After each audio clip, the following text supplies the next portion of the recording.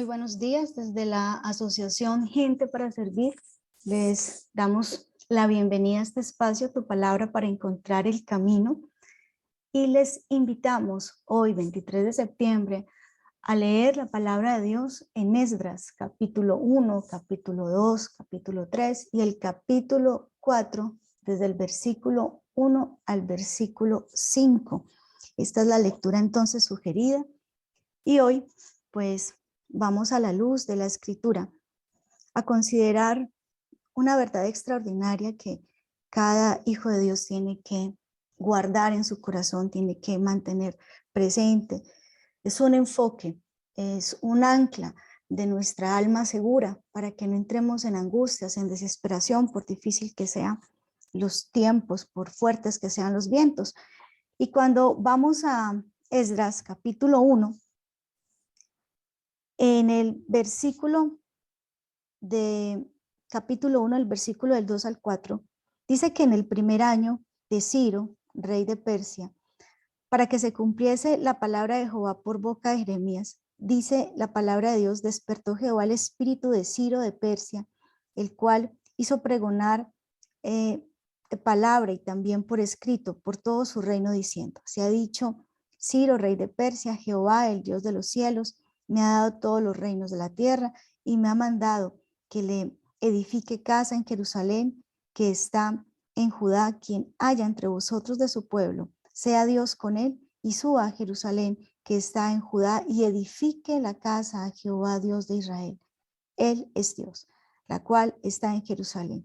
Y a todo el que haya quedado en cualquier lugar donde more, ayúdenle los hombres de su lugar con plata, con oro, con bienes y ganados, además de ofrendas voluntarias para la casa de Dios, la cual está en Jerusalén. Cuando nos acercamos a este pasaje, no solamente la misma escritura nos habla del cumplimiento de la profecía dada por el profeta Jeremías, sino que incluso en Isaías 44 nos podemos encontrar en el versículo 28 y también en Isaías 45, del 1 al 5, algo mucho más extraordinario, y es que 150 años, entre 150 años o 200 años antes que se cumpliese este edicto de Ciro, Isaías también, incluso con nombre propio, imagínese usted este punto tan extraordinario con respecto a lo que Dios habla al corazón de un profeta. Porque dice Isaías 44, 28, ¿qué dice de Ciro? Es mi pastor y cumplirá todo lo que yo quiero. Al decir a Jerusalén, serás edificada, y al templo serás fundado. También en Isaías 45, el 1 al 5 dice, así dice Jehová a su ungido, a Ciro, al cual tomé yo por su mano derecha, para sujetar naciones delante de él y desatar lomos de reyes, para abrir delante de él puertas, y las puertas no se cerrarán. Yo iré delante de ti y enderezaré los lugares torcidos, quebrantaré puertas de bronce y cerrojos de hierro haré pedazos, y te daré los tesoros escondidos y los secretos muy guardados, para que sepas que yo soy Jehová, el Dios de Israel, que te pongo nombre, por amor de mi siervo Jacob y de Israel mi escogido. Te llamé por tu nombre, te puse sobrenombre, y aunque no me conociste, yo soy Jehová y ninguno más hay. No hay Dios fuera de mí. Yo te ceñiré, aunque tú no me conociste. Increíble este pasaje, porque nos permite ver primero una bendición extraordinaria, porque en esta profecía que se da casi 2 siglos atrás, se está profetizando no solo el ascenso del imperio persa para derrotar un imperio como el de Babilonia, sino que además está dando el nombre de aquel que será un instrumento de Dios. Y es que, a diferencia de los asirios y de los babilonios, al pueblo de Israel le llegó como una verdadera bendición, que el imperio persa haya ascendido al poder, ¿sí? De alguna manera la política de Persia es de repatriación y de mantener el estatus de la situación política, social y religiosa, ¿sí? De cada uno de esos pueblos que se habían invadido. Al parecer esa idea, ¿sí? Traía mucha felicidad, porque más allá de volver a la tierra, era ver el cumplimiento de una promesa. Y esto es maravilloso porque aquí vemos la restauración prometida por Dios a través de Ciro el Grande, y es un paso determinante que le da lugar a la restauración, a un periodo de restauración. Había un periodo de cautividad, ahora entramos, gracias a este evento de tipo mundial, gracias a este liderazgo que el mismo profeta Isaías lo dice. Este Ciro de Persia no conocía al Señor, no era el pueblo de Israel, pero es llamado incluso mi siervo, es llamado incluso el pastor, el que iba a restaurar. ¿Por qué les estoy hablando de esto? Porque asimismo también nosotros nos encontramos con el Mesías, con un rey, con un pastor mucho mejor que Ciro. Aquí hay unas expresiones del profeta Isaías extraordinarias respecto a Ciro. Pero resulta que Ezequiel 34, del 23 al 24 dice, y levantaré sobre ellas a un pastor, y él las apacentará, a mi siervo David, él las apacentará y les será por pastor. Yo Jehová les seré por Dios, y mi siervo David príncipe en medio de ellos. Yo Jehová he hablado. Por supuesto, aquí Ezequiel no está hablando de ninguna manera de David. Ya tiempo atrás había muerto David como tal, sino de esa descendencia que se iba a levantar detrás de él. Y si bien Ciro viene a ser un instrumento de Dios, y él, como ese buen pastor, ¿sí?, hace que retornen las ovejas de Israel a su redil, también hay una promesa que tiene que ver con nosotros, y es con respecto a Jesucristo. Como Ciro, Jesucristo reedifica la casa de Dios.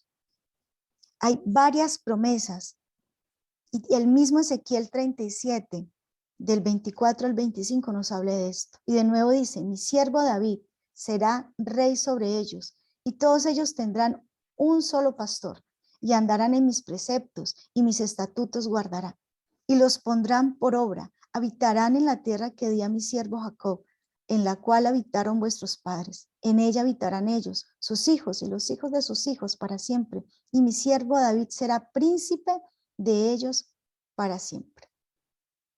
Estamos entonces frente a algo extraordinario cuando el Señor Jesucristo dice, mis ovejas oyen mi voz, cuando Él se proclama y cuando Él mismo dice que es el buen pastor, que Él es ese descendiente de David, y que Él mismo viene también a hacer lo que hizo Ciro en ese tiempo de restauración.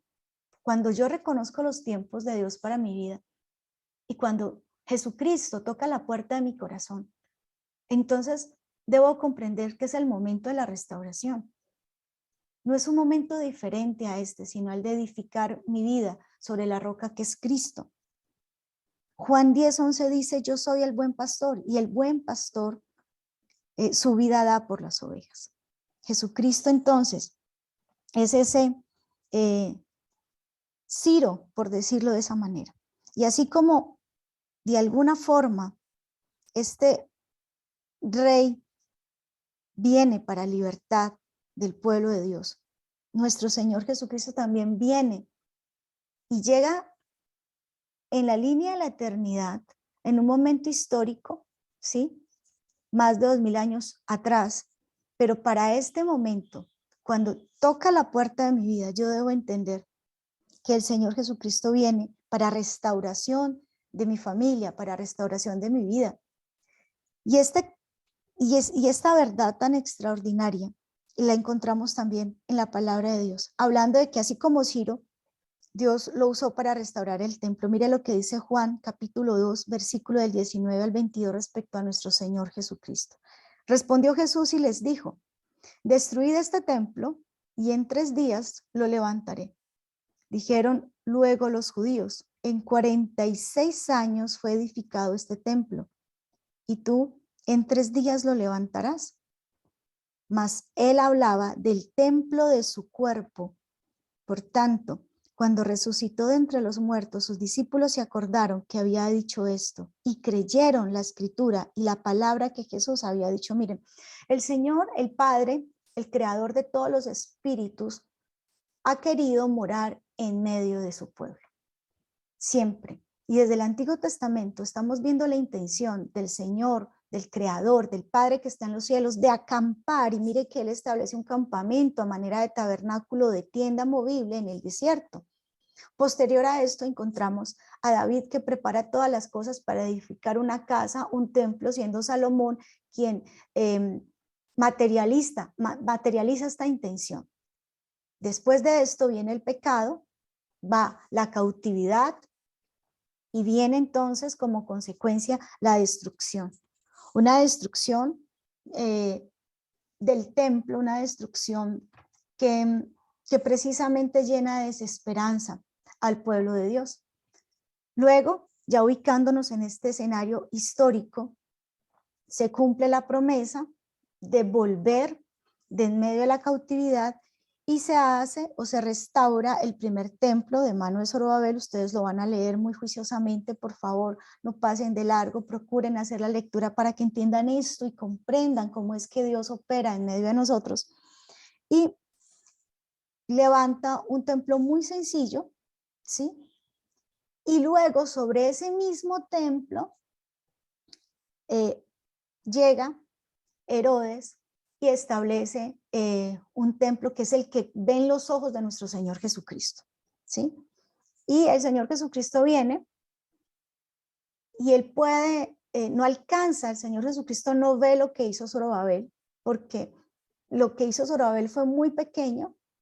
Luego en la grandeza y la opulencia y en el ánimo de caerle bien a los judíos, Herodes pues hace esta cosa tan magnífica, ¿sí?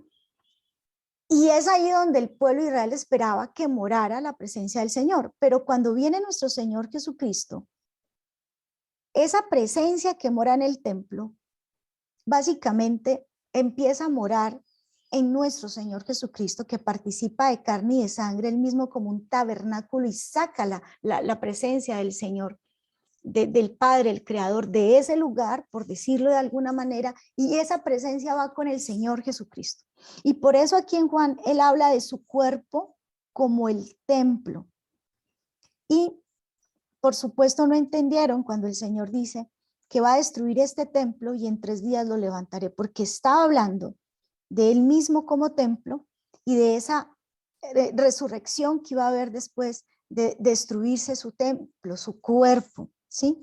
Ahora, cuando vamos a Efesios capítulo 2, del 19 al 22, nos damos cuenta que la iglesia ahora también es un nuevo templo, templo santo del Señor, que Jesús construyó por medio de su muerte y su resurrección.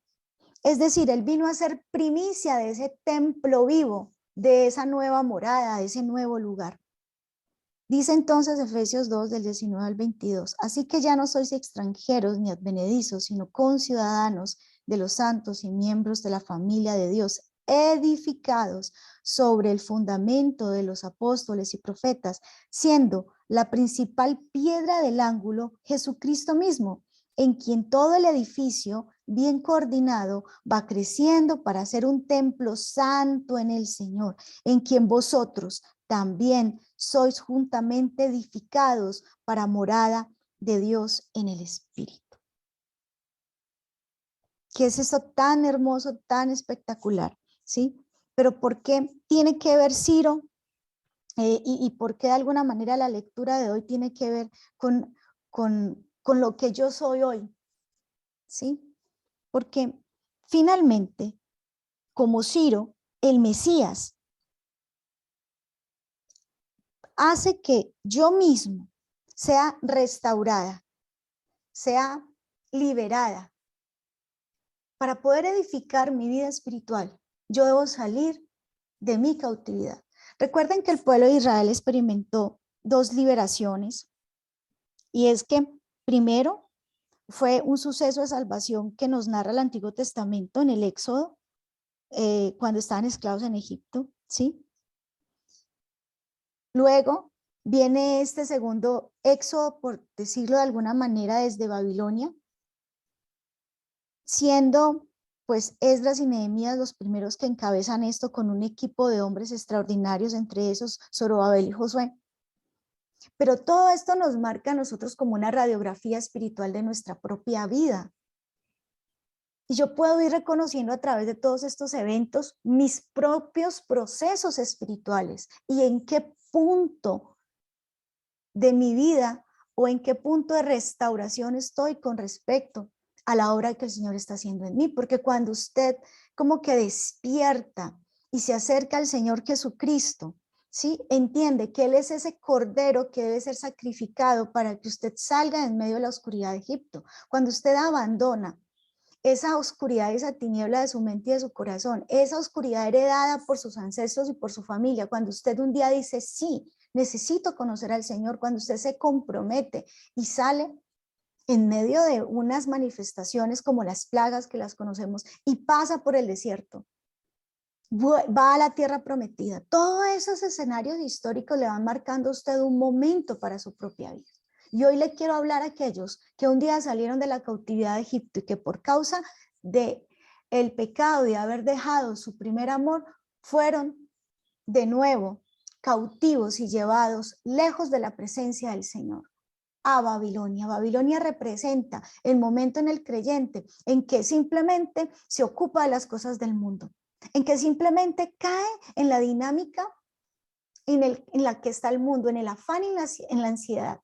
En la dinámica de Marta, afanada y turbada, no en la dinámica de María. Yo conozco a muchos de ustedes y sé que algunos en sus principios y en sus inicios, porque algunos conozco desde hace más de 20 años incluso. Y ustedes me conocen a mí. Y algunos de ustedes me han acompañado también como compañeros de oración, así como decía doña Marina esta mañana. Porque podemos orar los unos por los otros. Pero hay momentos de frialdad espiritual. ¿Dónde está usted?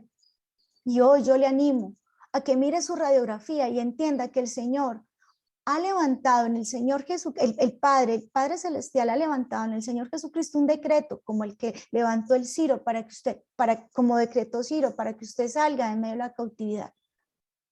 Usted ya no puede seguir viviendo en medio de la cautividad porque hace muchos años salió de Egipto. ¿Usted qué está haciendo ahí cautivo en Babilonia? Salga y restaura su templo. Una cosa impresionante esto, porque podemos ver el esfuerzo que hicieron estos hombres. ¿Quién aceptó el llamado de volver de nuevo a Jerusalén? ¿Quién lo aceptó? Si bien al comenzar la cautividad, ¿sí? 70 años atrás, les estoy hablando cuando ya ustedes han conocido todo este proceso, los que han sido fieles en esta lectura cronológica, pero si nos damos cuenta, se fueron los más privilegiados, o sea, llevaron los más privilegiados. Las clases más elevadas fueron llevadas a Babilonia y el resto fue dejado en su propia tierra en medio de privaciones, de padecimientos. ¿Se acuerdan de eso?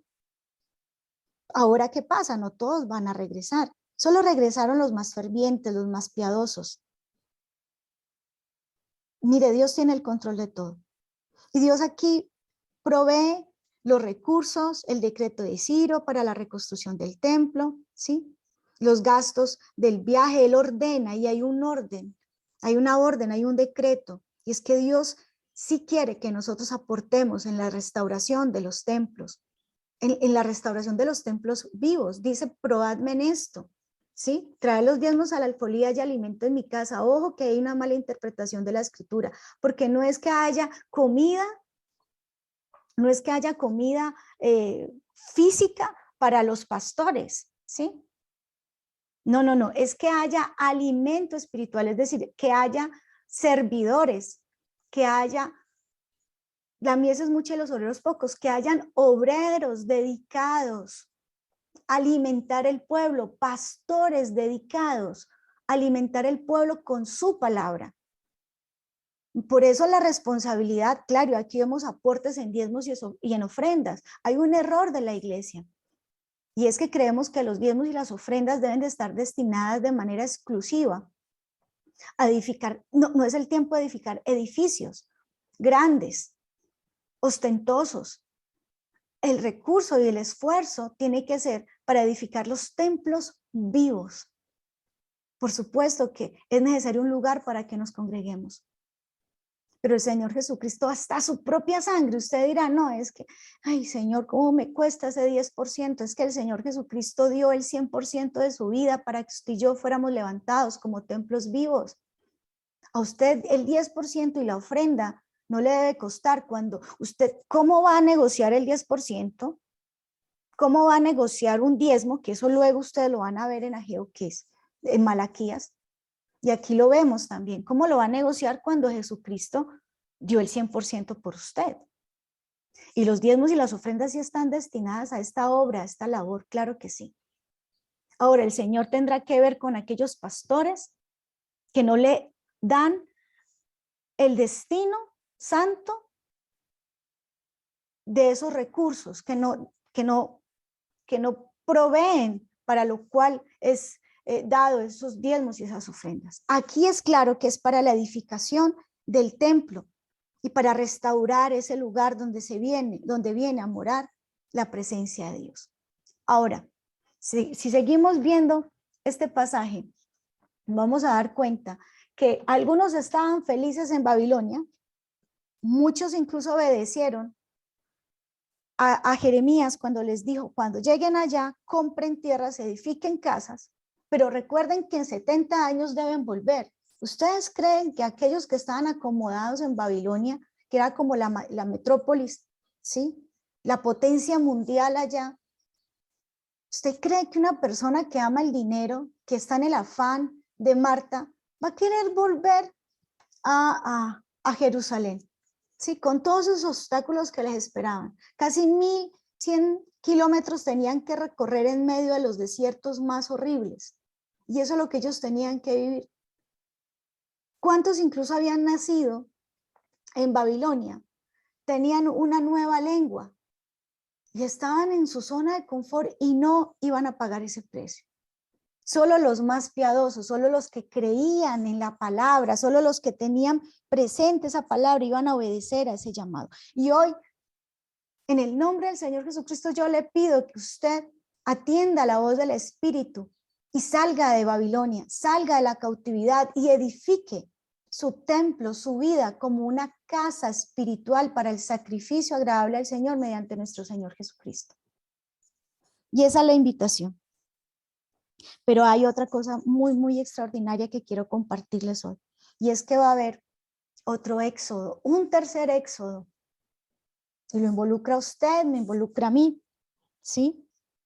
Porque hay una promesa que nosotros tenemos de un futuro liberador, cuando el Señor venga y saque a su pueblo, a su iglesia en medio de la esclavitud, donde podamos vivir con Él para siempre. Por supuesto, pasajes como Isaías 11, Ezequiel 37, seguro usted con tiempo los va a poder ver, pero el Nuevo Testamento nos describe el cumplimiento de esta profecía también. En Apocalipsis 21, del 1 al 5, dice de la siguiente manera: vi un cielo nuevo y una tierra nueva, porque el primer cielo y la primera tierra pasaron, y el mar ya no existía más. Y yo, Juan, vi la santa ciudad, la nueva Jerusalén, descender del cielo de Dios, dispuesta como una esposa ataviada para su marido. Y oí una gran voz del cielo que decía: he aquí el tabernáculo oído de Dios con los hombres. Increíble, porque vemos cómo el Señor sí o sí tiene un proyecto, tiene en mente una idea. Y su Hijo Jesucristo le apostó a ese proyecto.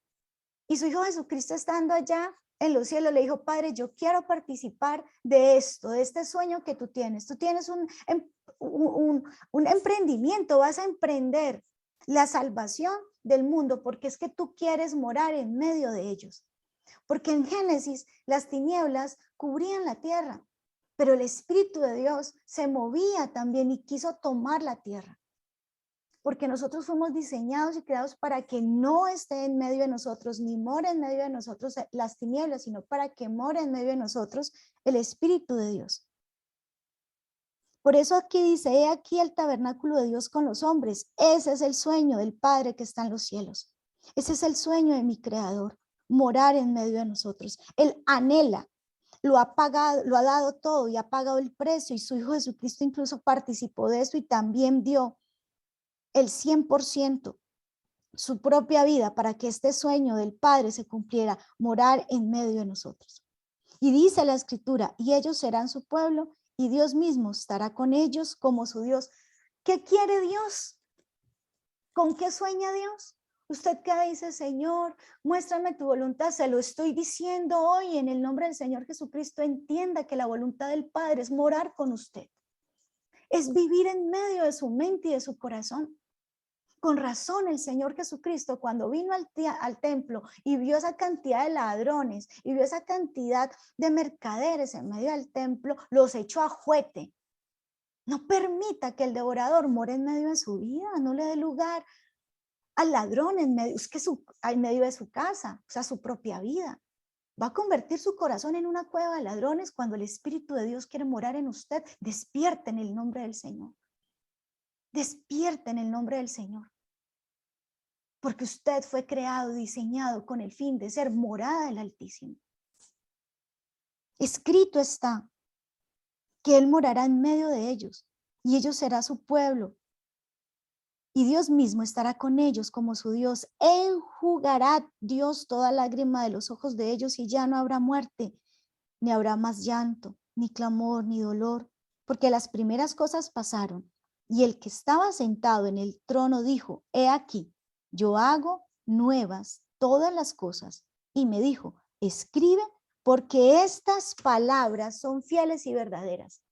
Si usted hoy no lucha por edificar su vida espiritual, si usted hoy no participa de la restauración espiritual de su vida, de la iglesia, de su familia, usted no va a poder ver cumplida esta promesa que es fiel. Porque hablando de las promesas que son fieles, también quiero decirle lo siguiente: porque no puedo resistirme al llamado con respecto a que la promesa de Dios permanece para siempre y es fiel, es verdadera. Porque cuando usted lee Esdras capítulo 2, del 1 al 2, usted se da cuenta que llega un resto de gente y empieza a mencionar Esdras capítulo 2 la cantidad de gente que viene, pero de esos que vienen hay uno que se llama Zorobabel. ¿Y quién es Zorobabel? Aquí es importante reconocer que Zorobabel es descendiente de David. En 2 Samuel 7:16 dice: y será afirmada tu casa y tu reino para siempre delante de tu trono, y tu trono será estable eternamente. El mismo Amós 9:11 dice: en aquel día yo levantaré el tabernáculo caído de David y cerraré sus portillos y levantaré sus ruinas y lo edificaré como en el tiempo pasado. ¿Qué vemos allí? Una promesa desde el tiempo de David. David, con sus ojos físicos, no podría ver esta promesa cumplida, pero el Señor había destinado algo. Dios le prometió a David una dinastía eterna. Jamás le faltaría un hijo en el trono de Israel. El cumplimiento de esta promesa entonces se veía, yo qué diría, como disipada tras la obra de invasión de Nabucodonosor cuando arrasó a Jerusalén. Se llevó cautiva todos los descendientes de David, ¿sí? Pero aquí estaba la promesa. Y esta promesa empezó a cumplirse en Esdras 2, cuando Zorobabel regresó a Jerusalén. Dios cumplirá su promesa. Y con esto quiero dejarle. Y con esto quiero que usted entienda y sepa que el Señor cumple sus promesas. Y usted dirá, pero es que yo no tengo ninguna promesa, ¿sí? El mismo Señor Jesucristo es el cumplimiento de esta promesa. Incluso Hechos, capítulo 2, del 26, del 29 al 36, lo dice, y lo invito para que usted lo lea con tiempo y se dé cuenta que el Señor Jesucristo cumple a cabalidad ya esta promesa. Pero hay otras promesas que Dios quiere cumplir en su vida. Promesas de salvación, como la que dice Romanos 10:9, que si confesares con tu boca que Jesús es el Señor y creyeres en tu corazón que Dios le levantó de los muertos, serás salvo. Esa es una promesa para usted. Y hay una promesa maravillosa. Si se siente confundido, si se siente afligido, si no sabe qué camino coger, Juan 14:17 dice, y el Espíritu de verdad al cual el mundo no puede recibir porque no le ve ni le conoce, pero vosotros le conocéis porque mora con vosotros y estará con vosotros, porque es la evidencia de esa presencia eterna del Padre a través de su Hijo Jesucristo por el poder de su Santo Espíritu en su vida. Es necesario que creamos. ¿Y por qué me encanta esto de la promesa davídica que se cumple en Zorobabel cuando leemos Esdras 2? Porque para mí me trae esperanza. Porque quizás a usted le han dicho, sí, le prometo que esta semana le tengo esto listo. Y finalmente empieza una semana, termina la semana, pasan 2 semanas y no le han cumplido con lo que le dijeron que le iban a entregar. Y a veces somos también nosotros los que prometimos y no cumplimos con nuestros compromisos. Pero afortunadamente Dios es totalmente diferente a nosotros. Isaías 55:11 dice, así será mi palabra que sale de mi boca, no volverá a mí vacía, sino que hará lo que yo quiero y será prosperada en aquello para que la envíe. Hoy es un día para que tenga o tengamos la seguridad que sea lo que sea, si Dios lo ha dicho, Él lo hará, Él cumplirá su palabra. Sus promesas no se pierden en el aire, al contrario, su palabra es prosperada en aquello para lo que es enviada y vuelve a Dios después de haber cumplido plenamente su voluntad. La palabra de Dios se mueve conforme a su propia voluntad. Bendito, alabado sea el Señor, y esta es la oración que le invito a que haga conmigo hoy. Esta es la oración que le invito para que quede en medio de nosotros. Dígale, Señor, aquí estoy. Te pido, por favor, que tomes mi corazón.